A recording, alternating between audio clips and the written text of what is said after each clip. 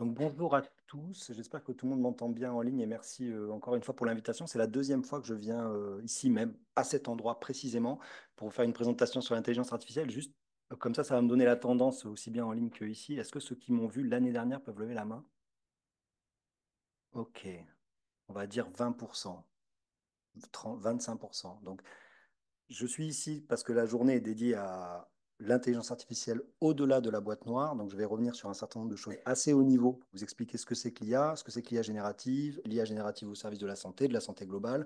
Donc, il y a des choses que vous avez déjà certainement entendues l'année dernière, mais ce n'est pas grave, puisqu'on apprend aussi grâce à la répétition. Et puis évidemment, c'est une présentation moi, que je fais très souvent auprès d'entreprises, d'organismes publics, privés, etc. Et que je mets à jour tout le temps, puisque l'IA est un domaine qui avance extrêmement rapidement. Et donc, l'idée, c'est aussi de vous donner des informations un petit peu à jour sur ce qui se fait aujourd'hui autour de la santé, autour de l'IA et dans l'écosystème dans lequel on est. En gros, l'écosystème français et européen. Euh, ouais, je pense que c'est tout ce que je voulais vous dire au début. Donc moi, je m'appelle Xavier Fresquet, je vais vous raconter tout ça. Je travaille dans un centre IA qui est l'Institut dédié à l'intelligence artificielle de Sorbonne Université. Ça, vous le savez déjà, mais je le redis quand même, l'IA est un objet socio-technique très important à tel point que de nombreux pays se sont dotés de stratégies nationales en IA. Le premier pays à l'avoir fait, c'est le Canada. Et ensuite, tout le monde a suivi. Des stratégies nationales, donc c'est des décisions prises par des gouvernements pour faire des investissements massifs dans la recherche, dans l'enseignement, dans l'industrie, pour développer l'IA à tous les niveaux. Et donc évidemment, la santé est un axe prioritaire dans quasiment toutes les stratégies nationales qui existent. Et ces stratégies ont continué de se développer jusqu'à l'année dernière, la stratégie nationale du Bénin, et il y a encore des pays qui adoptent des stratégies nationales un peu partout. La nôtre date du rapport Villani, ça j'en avais également parlé l'année dernière, donc de 2018. Et c'est un peu à cause de ça que moi je suis là, puisqu'à la suite de ce rapport a été proposé. Attendez, juste un instant, j'ai jusqu'à quelle heure? Parce que je ne veux pas dépasser. On est en retard ou on est en avance? C'est ce que je me suis dit. On a gagné du temps au début. Hein, je veux juste être sûr de ne pas vous dépasser. J'ai une bonne heure, quoi. Qua- Vous, c'est à 30 ou à 20? 25. OK. Ce sera 25. Donc, le rapport Villani en 2018, un certain nombre de propositions, dont le fait de se doter en France de centres IA, pas un par université, mais entre 8 et 10 en France. Et c'est ce qui est le cas aujourd'hui, et c'est ce dont je vais vous parler, puisque c'est un peu l'actualité de cette année. Puisque l'an passé, Emmanuel Macron annonce, il y avait déjà eu quelques centres IA, mais un appel à projet très important, et j'en parlais tout à l'heure avec les collègues de Montpellier, puisque Montpellier n'a pas été lauréat de cet appel. Donc là, il y a un an, un petit peu plus d'un an, cet appel est lancé pour créer des centres IA. Il y a une forte, forte compétition en France.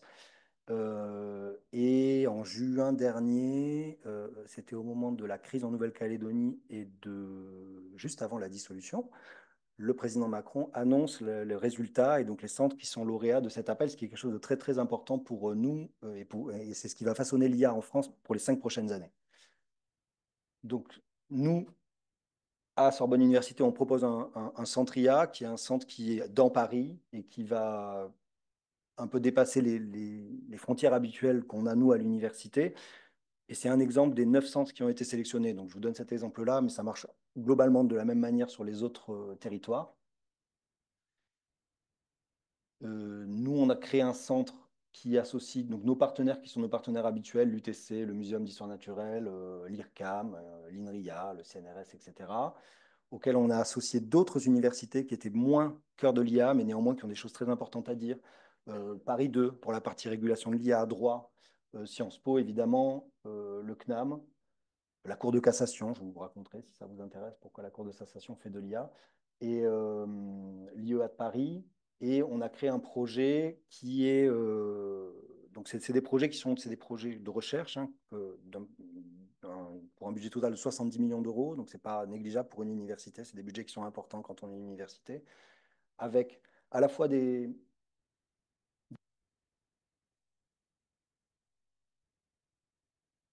C'est assez intelligent. Ouais, ouais. Et, et donc, il y a des projets qui sont préidentifiés, puisque l'État ne nous a pas fait un chèque en blanc. En fait, on a pensé des projets autour, je ne sais pas, de la robotique pour les personnes handicapées, du cancer, des données synthétiques en santé. On a un gros projet sur les données synthétiques. Je sais que c'est un sujet qui vous intéresse. On a des gros projets sur des modèles pour créer des vidéos. Enfin voilà, il y a plein de projets qui sont pré-identifiés, un peu comme ce qu'on appelle des ERC synergies au niveau européen. Je ne sais pas si ça vous parle, mais c'est des gros projets de recherche, disons. Et un programme transverse qui nous permet d'avoir un peu de latitude, puisque l'IA avance vite et on ne voulait pas pré, pardon, pré, comment dire, présélectionner les projets dès le début et ne plus avoir aucune liberté, et donc avoir un peu de choix pour pouvoir sélectionner ou en tout cas faire grandir de nouvelles thématiques qui seraient en train d'émerger dans les 5 années à venir. Donc chez nous, donc ce projet représente environ 70 000 étudiants, c'est un peu ça dans les 9 centres qui existent, avec différentes forces.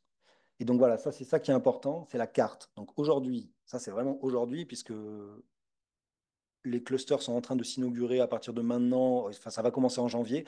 À partir de février, il y a le sommet mondial de l'IA à Paris. Je ne sais pas si vous êtes au courant de cette affaire. Donc à partir de là, il y a beaucoup de centres qui vont se lancer. Il y aura beaucoup d'activités en gros IA de février à juin, hein. Et donc les grands centres, il y en a 4 en Île-de-France, ce qui est normal parce qu'en fait, il y a 60% des chercheurs en IA qui sont en Île-de-France. Donc c'est relativement normal du point de vue de la population. Un grand centre à Strasbourg, associé à l'Université de Lorraine, qui a un très gros labo d'informatique qui s'appelle le Lauria, et la partie santé qui est à Strasbourg, du reste. Un centre à Rennes, un centre à Toulouse qui était déjà présélectionné. J'ai vu un message passer, mais il a disparu. Je suis désolé, monsieur. Je vais revoir après. Un gros centre à Grenoble, un centre à Nice. Et ce que vous pouvez voir, je ne sais pas si vous arrivez à voir, mais en tout cas, c'est que les financements ne sont pas du tout les mêmes partout. Si vous regardez en Île-de-France, par exemple, donc nous, on a un financement médian qui est à 35 millions d'euros et on a en plus de ça 35 millions d'euros d'entreprises. Il faut à chaque fois que vous multipliez par deux parce que les entreprises cofinancent en fait cet appel-là. Et vous avez par exemple à l'Institut Polytechnique de Paris 70 millions d'euros, ce qui est important. C'est un des plus hauts budgets français, auquel s'ajoute un budget qui avait été déjà donné à l'École Polytechnique de 100 millions d'euros pour l'IA de défense, donc pour créer un centre sur l'IA de défense. En fait, faire des maths pour la défense. Et donc, il y a de fortes chances que dans les 5 ans qui viennent, le barycentre un peu de l'IA au niveau français, ça soit plutôt autour de l'Institut Polytechnique. Vu les financements massifs qui ont été faits l'année dernière et cette année sur ces sujets-là, sur des centres qui sont très bons, hein, le reste, en maths notamment. Donc, je reviens sur l'IA. L'IA, c'est des outils que vous utilisez tous les jours, hein, évidemment, du moment que vous avez un smartphone ou n'importe quel objet connecté. Ce sont des outils qui ont été capables de battre un certain nombre de champions de différents jeux de stratégie, comme on peut le savoir. C'est des outils qui permettent de générer des données et des fausses données aussi. Et c'est des, un domaine qui est un peu bizarre. Donc moi, je viens des SHS et donc c'est un peu étonnant pour moi, mais c'est un domaine dans lequel la recherche fondamentale se fait aussi dans les entreprises, au même niveau que les universités. Donc dans les grandes conférences, là, on a en décembre, la grande conférence s'appelle NeurIPS, c'est une des plus grandes conférences de machine learning. C'est plus Stanford, MIT, Berkeley, qui sont les 3 premières universités à publier dans ces conférences, c'est Stanford, Google, MIT, Facebook, etc. Donc il y a un vrai changement de paradigme en fait dans la manière dont on fait la recherche. Et donc beaucoup de chercheurs de chez nous qui sont à mi-temps, bien souvent à Paris, en tout cas c'est ce qui se passe dans ces entreprises-là. Donc Meta, vous connaissez, c'est le nom de Facebook. Google, DeepMind, c'est le centre de recherche de Google là, qui est à la gare Saint-Lazare. Hugging Face, tout le monde connaît Hugging Face ici dans cette salle? Vous ne connaissez pas Hugging Face. Hugging Face, c'est une entreprise française. Vous connaissez GitHub? Ça vous dit rien? GitHub, c'est une grande bibliothèque de code. Vous allez, quand vous faites du code, vous le mettez sur GitHub, les gens peuvent le réutiliser. Hugging Face, c'est la même chose pour les modèles de machine learning. Et ça a été créé par un ancien étudiant de chez nous, donc je suis assez fier, qui a fait sa thèse de physique chez nous, pas du tout un informaticien. C'est une bibliothèque de modèles de machine learning, qui est la bibliothèque que tout le monde utilise dans le monde. Et donc, c'est une licorne française, hein, valorisée à je sais pas, 300 millions d'euros. Ils ont des bureaux dans le Sentier et des bureaux à New York. Et eux, ils développent vraiment les modèles de demain. C'est eux qui développent les architectures Transformers, etc., dont je vais vous reparler. OpenAI, très important acteur, même si ce sont des modèles qui sont très fermés, qui viennent d'inaugurer, moi j'y étais la semaine dernière, des bureaux à Paris. Donc ils viennent d'ouvrir des bureaux à Paris. C'est la première fois qu'ils sont en Europe continentale pour développer à la fois des partenariats éducation et des partenariats recherche.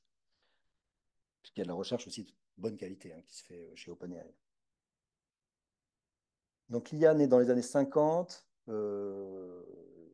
époque à laquelle il y a le début un peu de l'informatique, plutôt dans la communauté des informaticiens, pour essayer de reproduire la prise de décision humaine avec des machines. Et donc l'IA, si on doit la résumer de manière extrêmement rapide, ou en tout cas extrêmement synthétique, on peut dire que c'est... Ah, mais j'avais pas vu que j'avais l'image ici, en fait. C'est pas mal, ça, parce que je me tourne comme je me fais un lumbago. Ok, c'est bon. Oui, je parle comme ma grand-mère, je sais. Euh, donc, l'idée de l'IA, c'est de pouvoir... Là, vous avez un tableau avec des précipitations, c'est pouvoir faire une prédiction, en fait, pouvoir prédire avec un certain pourcentage de précision des données manquantes. Il faut voir l'IA donc comme un ensemble de poupées russes, un grand domaine qui naît dans les années 50 autour principalement de règles. Donc on va donner des règles à la machine pour prendre des décisions. Un sous-domaine, donc une poupée russe à l'intérieur qui s'appelle l'apprentissage machine, le machine learning, qui arrive, en fait, qui était théorisé, mais qui ne pouvait pas fonctionner parce qu'on n'avait pas les processeurs pour faire tourner ces modèles-là et on n'avait pas les données numériques non plus. Donc à partir des années 80, même si, rappelez-vous, les machines des années 80 ne sont pas celles que nous avons aujourd'hui entre les mains, on arrive à faire ça. C'est quelque chose qui se développe de manière très très rapide et qui est d'ailleurs toujours très utilisé dans les entreprises. Il y a beaucoup d'entreprises qui font du machine learning, comme on dit, des années 80 et qui fonctionnent très bien avec des solutions commerciales qui fonctionnent très bien. Et à partir de 2010 arrive ce qu'on appelle l'apprentissage profond. Donc là, on utilise un ensemble de fonctions mathématiques reliées entre elles qu'on appelle des réseaux de neurones profonds qui n'ont rien à voir avec des réseaux de neurones biologiques qui ont la capacité, par une technique un peu particulière, d'apprendre à partir des données de manière automatique et de configurer à l'intérieur de ces fonctions des espèces de petits paramètres qu'on appelle les poids, qui permettent de mesurer la taille du réseau. La taille du réseau, elle se mesure avec les paramètres et puis avec le nombre de couches, je vais y revenir. Et ça, le deep learning, c'est quelque chose d'incroyable parce que ça arrive à une précision très forte à partir du moment où vous avez beaucoup de données. L'important, c'est d'avoir beaucoup de données. Bon, pour faire de l'IA, entre parenthèses, il faut trois choses pour faire de l'IA, hein. Il faut des données, il faut de la puissance de calcul, donc un cluster de calcul GPU. On en a en France, on en a à l'université, on a Jean Zé, vous en avez certainement à Santé publique France. Et il faut des talents. Donc, il faut trois choses. Et si vous avez ça, vous pouvez faire de l'IA. Et donc, c'est la grande guerre de l'IA aujourd'hui, elle est sur ces trois éléments-là.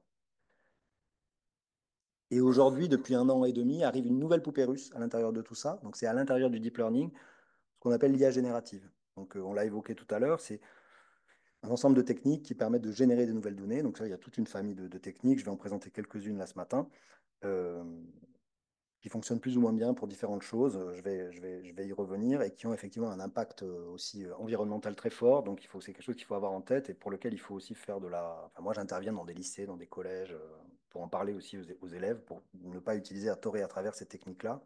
J'en parle d'ailleurs. Je ne sais pas, bonjour monsieur.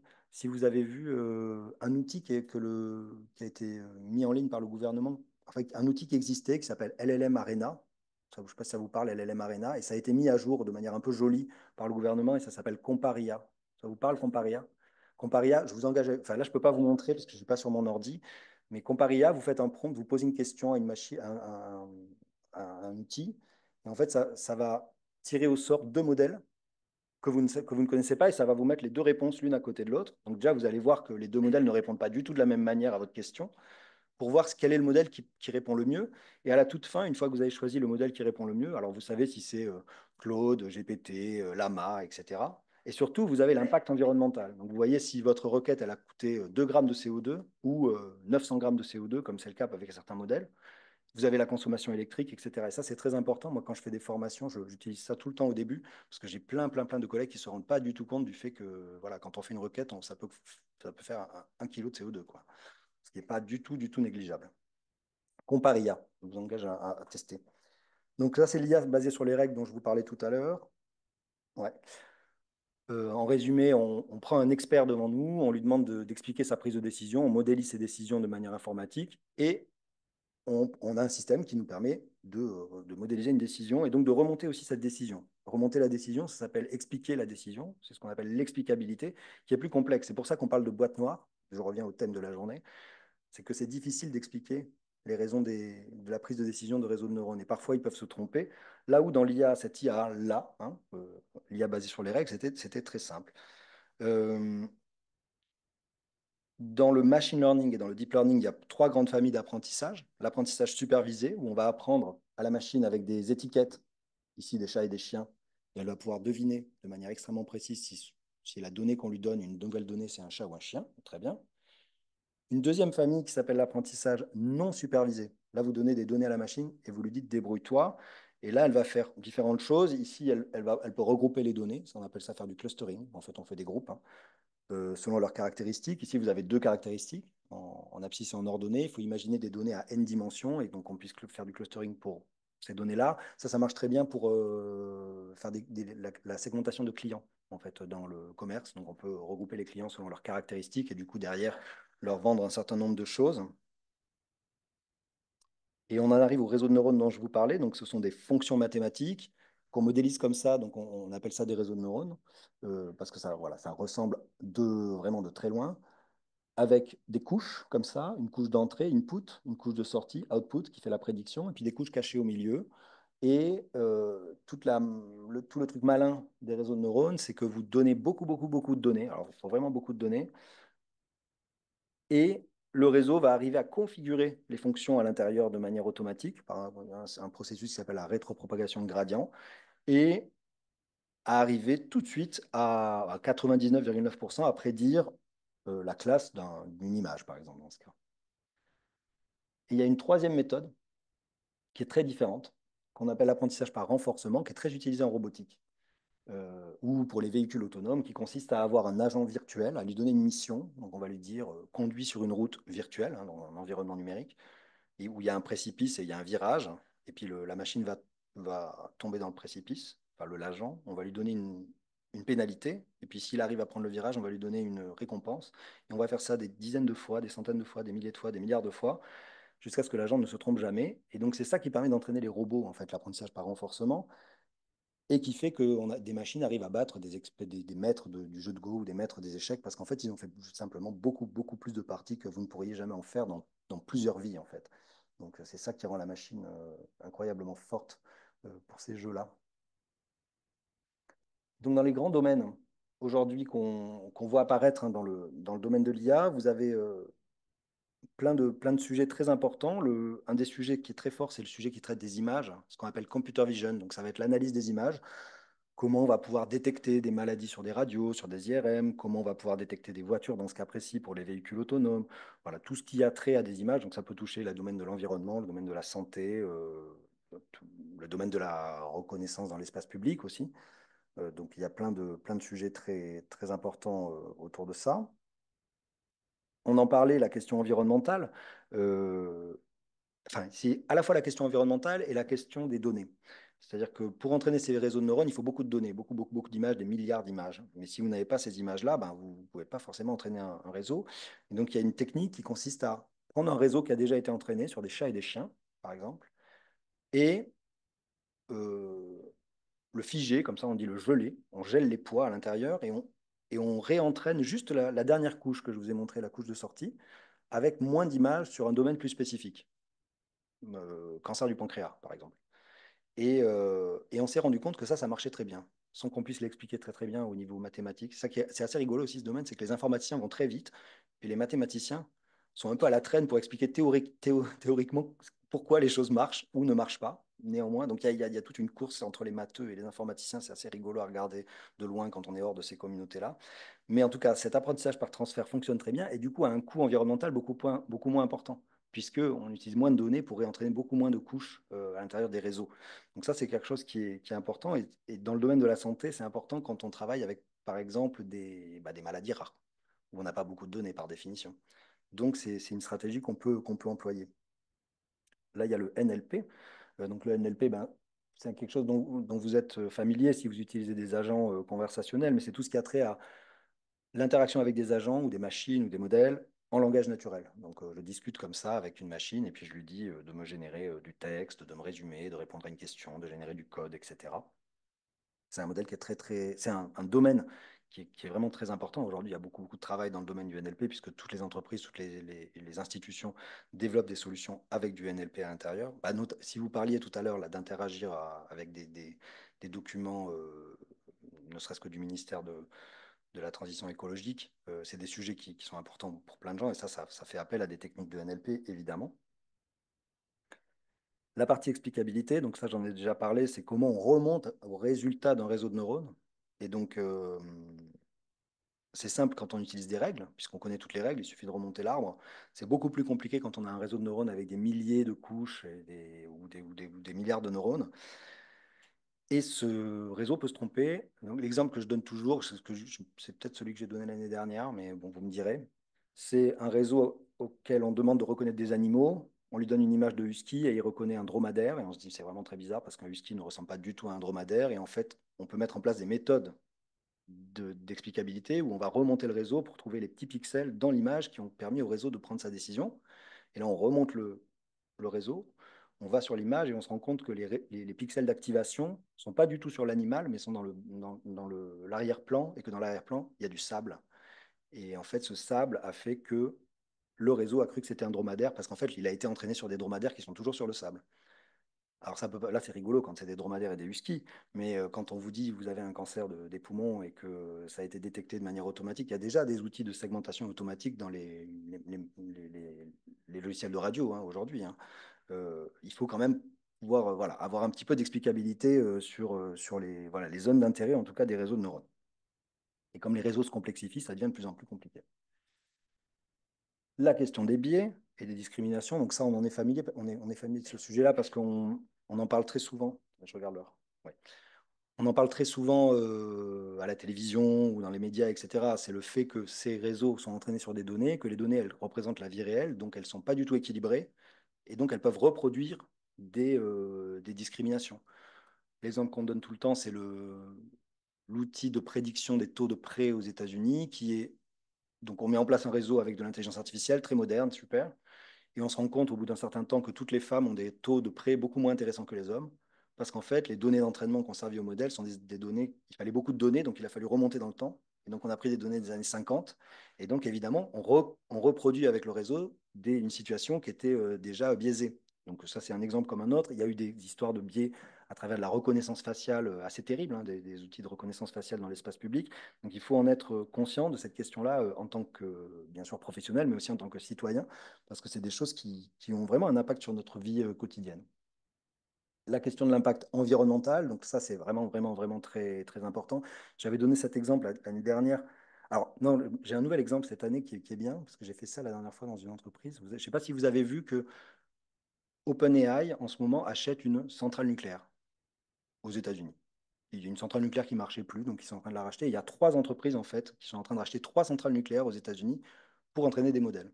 Donc ça, c'est à cause du coût énergétique. Alors, on pourrait dire que c'est plus ou moins écologique si c'est des centrales nucléaires. Le débat est ouvert. Mais néanmoins, ça montre à quel point donc, ces entreprises sont devenues puissantes et ont besoin de quantités énergétiques folles pour pouvoir entraîner ces modèles de langue, parce que c'est uniquement pour faire de l'IA, hein, ces centrales nucléaires. Aujourd'hui, moi, je suis démarché par des data centers qui sont en Scandinavie, en Norvège, en Suède, en Islande, qui nous proposent des solutions qui sont très bien, hein, du reste, avec des data centers qui sont ouverts sur l'extérieur pour essayer de refroidir avec l'air ambiant, pour essayer d'avoir un impact environnemental plus faible, etc. Donc on est vraiment dans une dynamique où on n'est pas en train d'avoir moins de data centers, hein, on est en train d'en avoir plus, on est en train de les délocaliser pour qu'ils aient un coût énergétique un peu moins important. Et par ailleurs, on a des entreprises qui se dotent ben voilà, de centrales nucléaires. Il y a des entreprises en Chine qui ont des barrages hydroélectriques. Enfin, voilà, c'est un coût qui est très, très, très, très, très important et qui n'est pas uniquement géré par l'État, quoi. Donc ça, c'est voilà, à avoir en tête. C'était dans le Canard enchaîné, je ne sais pas si vous l'avez vu passer. La question de la régulation, ça c'est très important pour vous et pour moi. L'IA Act a été adopté cette année, donc va se décliner en règlement, enfin en loi nationale dans, je crois que ça prend 2 ou 3 ans. L'IA Act, si vous ne connaissez pas le fonctionnement, hein, c'est une réglementation qui est basée sur la pyramide du risque. Donc la pyramide du risque, c'est simple, c'est tout en haut de la pyramide, c'est risque extrêmement important, donc on interdit les armes autonomes avec de l'IA, les robots autonomes avec de l'IA, donc ça on interdit, c'est plutôt dangereux. Les systèmes extrêmement risqués, on va les réguler très très très fort, donc tout ce qui a trait à des données de santé. Ça fait partie des systèmes à haut risque. Les données de santé ou des données personnelles importantes, ça c'est vraiment à haut risque, donc c'est très très régulé, il faut faire des rapports réguliers, il faut donner les données d'entraînement, les modèles, etc., etc. Des systèmes avec des données un peu moins, avec des systèmes un peu moins dangereux, on va les réguler à travers une procédure Plus simplifié, ça peut être les systèmes de recommandation Amazon, qui vous propose des choses à acheter sur la base de ce que vous avez acheté auparavant. Netflix, qui vous propose des films sur la base de ce que vous avez regardé avant. Ça s'appelle les systèmes de recommandation. C'est vraiment de l'IA. C'est tout un domaine de recherche d'IA, hein, les systèmes de recommandation. Et après, les systèmes à très bas risque, euh, qui vont être simplement utilisés, enfin, en tout cas, encadrés à travers des déclarations. Et ça, donc, c'est quelque chose qui est en train de se mettre en œuvre maintenant et ça va avoir un impact sur tous les outils, toutes les entreprises, toutes les solutions, toutes les structures publiques qui font de l'IA aujourd'hui et qui en feront demain. Alors ça, oui, c'est un peu le domaine de cette année. Avec l'IA générative, il y a un truc qui s'est développé, ça s'est développé beaucoup cet été, c'est l'utilisation de l'IA générative pour la recherche scientifique. Donc comment l'IA, parce que c'est vraiment, il y a une explosion, c'est assez fou de voir ça. L'IA va permettre de faire des nouvelles découvertes en physique, en biologie, en chimie. Donc, vous le connaissez par exemple ce domaine avec ce qu'on appelle le drug discovery. Donc c'est l'IA, d'accord, de près. J'ai pas vu la question, c'était quoi? Ah, Ah, niveau de risque très élevé, il y a de prêt bancaire. Ah ouais, c'est des données personnelles. Non, non, là c'est très, très, très. Ouais, ouais, c'est niveau de risque très élevé. Euh, En tout cas, ouais, ce qu'on voit depuis cet été, c'est l'utilisation de l'IA générative pour la science. Donc, comment des collègues physiciens, comment des collègues astrophysiciens, biologistes, chimistes, etc., utilisent maintenant de manière très importante ces outils-là. Il y a 3 4 ans, c'était le tout début. Entre-temps, les gens se sont mis à adopter les réseaux de neurones, etc. Et puis l'IA générative est arrivée, et puis c'est en train d'arriver dans les autres domaines scientifiques. Et ça, ben, on l'a vu, là, le prix Nobel. Il y a eu 2 prix Nobel pour de l'IA cette année. Un prix Nobel physique statistique pour Geoffrey Hinton, qui avait déjà eu le prix Turing. Il n'est pas du tout physicien, Geoffrey Hinton. Personne n'a compris pourquoi on donnait ce prix Nobel en physique statistique à ce monsieur qui, par ailleurs, est un très bon scientifique. Et c'était simplement pour dire que ce domaine a eu un tel impact sur la science qu'il fallait lui donner quelque chose, donc on lui a donné le prix Nobel de physique. Et du coup, moi, c'est rigolo, tous mes collègues informaticiens, je leur dis, bah, tu es physicien, tu fais de la physique statistique maintenant, et ça les fait rire. Donc il y a physique statistique, et il y a eu médecine. Le prix Nobel de médecine est allé chez Google. C'est quand même fou cette année. C'est AlphaFold, c'est Google. Donc il y a eu 2 prix Nobel en IA. Et c'est que le début, je pense. Donc ça, c'est quand même un signal quoi, assez fort. Et on en arrive aux IA génératives et j'ai... Non, mais je ne vais pas du tout avoir le temps. Je vais faire très vite. Donc les IA génératives, vous les utilisez déjà pour générer du texte, des images, etc. Il y a plein de techniques qui se sont développées. Ça, c'est une première technique qui existait il y a 5 ans, qu'on appelle les GAN, réseaux adversariaux. C'est 2 réseaux qui se battent l'un contre l'autre pour générer des données. Donc ça, c'est une vieille technique, mais enfin vieille, elle a 5 ans, mais elle est vieille. Et qui a permis de générer voilà, des visages, des choses, des œuvres d'art, etc. Ça marchait très bien et on est en train de les réutiliser pour d'autres choses. Nos techniques, on appelle les modèles de diffusion. Si vous utilisez stable diffusion, c'est ça. Stable. Là, en fait, on va prendre une donnée. Là, j'ai pris des images. Vous lui mettez du bruit, des petits pas de bruit. Et en fait, le jeu, c'est de trouver la fonction mathématique qui vous permet de passer d'une étape à l'autre. Une fois que vous savez faire ça, vous pouvez passer d'une image où il n'y a que du bruit, donc en fait une image où il n'y a rien, à une image générée. Et ça, avec des milliards de données, ça vous permet de générer avec ce qu'on appelle des modèles de diffusion. Puis arrivent les modèles de fondation, ce qu'on appelle les LLM, les grands modèles de langue, ce dont on parle partout. Eux, la technique qui est au centre de ces modèles-là, c'est ce qu'on appelle les mécanismes d'attention. Là, c'est le nom de l'article qui a fondé cette technique-là, Attention is all you need, all we need, qui vise, en fonction de tout le contexte des mots, à prédire le mot suivant. Toujours pareil, on fait une prédiction, mais là, on va prédire le mot suivant. Si vous arrivez à prédire le mot suivant avec ces mécanismes d'attention, qui sont au cœur de ce qu'on appelle les transformers, si vous avez déjà entendu parler de ça, c'est les algos qu'on utilise pour ces technologies-là. On peut tout générer, en fait. Une fois qu'on peut prédire le mot suivant, on peut générer de la musique, on peut générer des images, on peut tout générer. Donc, ici, vous avez une petite animation qui vous montre comment, à partir d'un mot, on va prédire le mot d'après. Et donc, toutes les entreprises s'en saisissent, hein, évidemment. D'ailleurs, Mistral a sorti, je ne sais pas si vous connaissez Mistral AI, c'est un peu le chat GPT français Cocorico, a sorti hier un modèle en bêta. Donc, si vous allez sur Mistral, vous pouvez faire tester la version bêta où vous pouvez, parce que je l'ai testé, vous pouvez générer des images maintenant, comme Midjourney, donc générer des images avec Mistral, avant on ne pouvait pas, et faire des recherches sur Internet. C'est-à-dire que vous allez regarder des sources qui existent et un peu comme Perplexity, si vous connaissez Perplexity, le moteur de recherche qui a été dans la tourmente juridique, et ça vous génère des infos à partir de sites web existants. Ça, c'est ce qui a permis de, de générer des vidéos. Ça, c'était un gros enjeu l'année dernière. Et on pouvait faire du texte-to-texte, ChatGPT, du texte-to-image, mid-journée. Voilà. Et il y avait un truc qu'on ne savait pas faire, c'est le texte-to-vidéo. Et ça a été mis en place. Alors maintenant, il y a plein d'outils. Je ne sais pas si vous avez déjà utilisé Runway ML, ce genre de truc. Vous écrivez un texte, ça vous génère une vidéo. C'est incroyable. Mais le premier outil, ça a été Sora de OpenAI. Bon, ça, c'est tous les outils qui existent d'ailleurs. Et ils vont s'activer ou pas? Parce que normalement, j'ai des animations. Non, ça ne veut pas. Ça, c'est la première, pareil, la première publicité entièrement générée par IA, par OpenAI. Une publicité pour Toys R Us. Ouais, ben, je sais pas s'il ne doit pas y avoir de connexion Internet. Normalement, il y a une vidéo, mais ça ne marche pas, c'est pas grave. De toute façon, on n'a pas le temps. Et ça, c'est un schéma qui vous montre la manière dont les modèles grandissent en nombre de paramètres.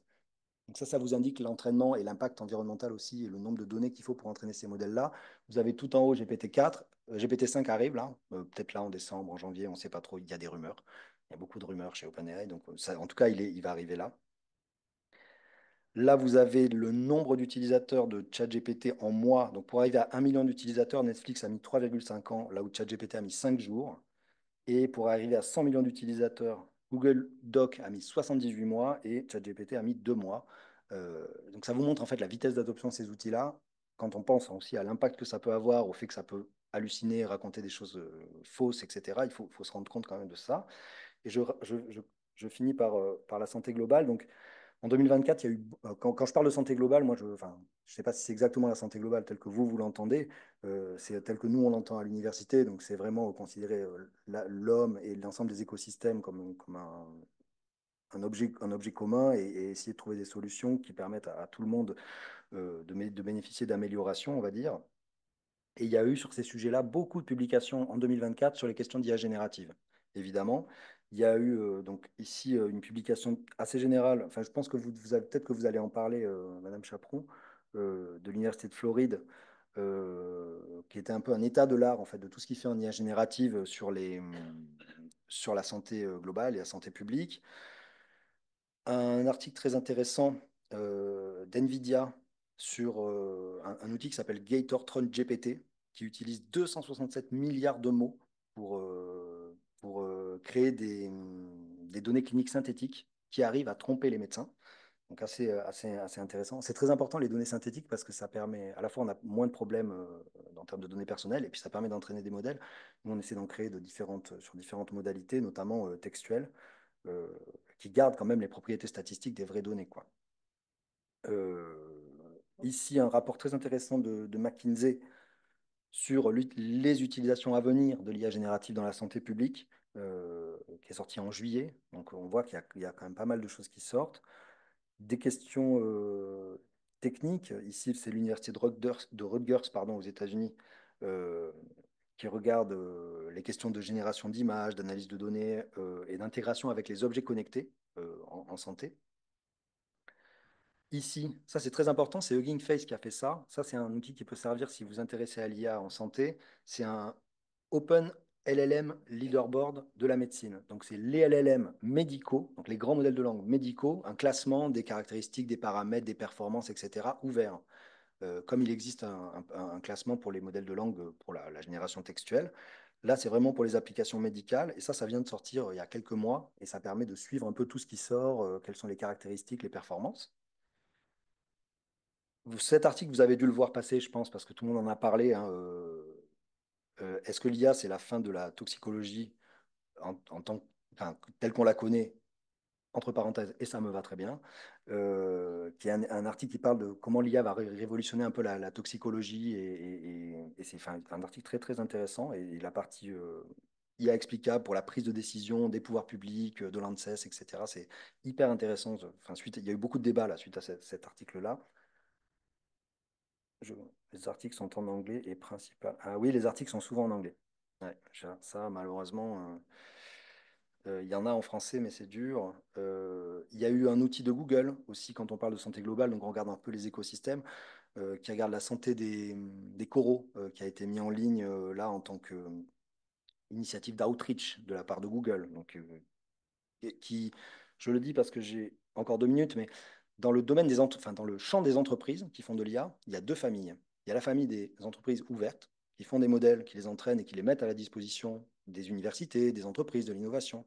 Ça, c'est plutôt Google, Facebook, qui sont très, très, très ouverts. Le modèle Lama est utilisé par tout le monde aujourd'hui. Il a été développé par Facebook, par un étudiant de chez nous et une équipe de Facebook. Et vous avez les entreprises très, très, très fermées. Ça, c'est OpenAI. C'est très, très fermé. Donc, il fallait se méfier. En même temps, une entreprise qui met ouvert dans son nom, c'était évident que ce n'était pas ouvert. Donc, OpenAI, pas du tout ouvert. Néanmoins, un très bon produit qui marche très bien, mais un modèle qui est très, très fermé. Et donc là, Google qui développe cet outil-là prédictif sur la santé des coraux, un outil qui s'appelle Marine GPT. Je ne sais pas si vous avez entendu parler de Marine GPT. Donc, pareil, c'est un outil fine-tuné, spécialisé sur l'analyse des données autour de la science des océans. Et je termine avec, ouais, j'ai 2 minutes, c'est bon. La partie entreprise, donc dans la French Tech, il y a plein d'entreprises. Il y en a certaines qui utilisent vraiment de l'IA un peu sérieusement. Vous avez BioSerenity qui fait des objets connectés. Et vous avez Weezings, je ne sais pas si vous connaissez Weezings, c'est les montres. Voilà. Eux utilisent beaucoup d'IA prédictive pour vous dire un peu ce que vous devez faire avec votre santé. Est-ce que vous avez assez marché? Est-ce que vous êtes assez levé? Etc. etc. Donc ça, évidemment, c'est de l'IA avec des données personnelles. Très risqué hein, dans la pyramide de l'IA. Et je ne sais pas si vous avez entendu parler de ça, mais je voulais en parler à la toute fin, Bioptimus, parce que ça, c'est vraiment l'initiative de cette année dont tout le monde va parler. Enfin, nous, on en parle déjà beaucoup, mais dont tout le monde va parler bientôt. C'est une spin-out, ou ouais, spin-out, on va dire, de Hawkin. Vous connaissez Hawkin, la société franco-américaine qui fait de l'oncologie? Hawkin, c'est l'entreprise mondialement connue pour l'oncologie prédictive. Donc l'IA et le cancer, ça a été créé par des Français, ils sont à Grand Boulevard et à New York. Pareil, valorisé à 350 millions d'euros. Très, très grosse boîte. Ils embauchent tous les polytechniciens qui sortent. C'est vraiment, tout le monde a envie de travailler chez Hawkin. Hein. Ils développent des médicaments, ils développent des traitements. Ils ont des projets parmi les projets de recherche les plus intéressants, les papiers en nature, en veux-tu, en voilà. Ils ont développé cette spin-out qui s'appelle Bioptimus avec un ancien responsable de la recherche de chez Google qui était chez eux, qui vise à faire un LLM adapté à la biologie. Un LLM qui est capable de comprendre la santé à différentes échelles, c'est-à-dire à l'échelle moléculaire, à l'échelle des tissus, à l'échelle des personnes, etc. Donc ce Bioptimus ça a été créé cette année. Ils ont fait une levée de fonds là, de 35 millions de dollars en février pour faire le premier LLM dédié à la biologie. Ils ont sorti ce LLM en juillet, premièrement spécialisé oh, il neige. Sur l'analyse des slides histopathologiques et qui arrive à avoir un niveau à l'état de l'art de l'analyse des slides histopathologiques aujourd'hui. Donc ça, c'est sorti en juillet.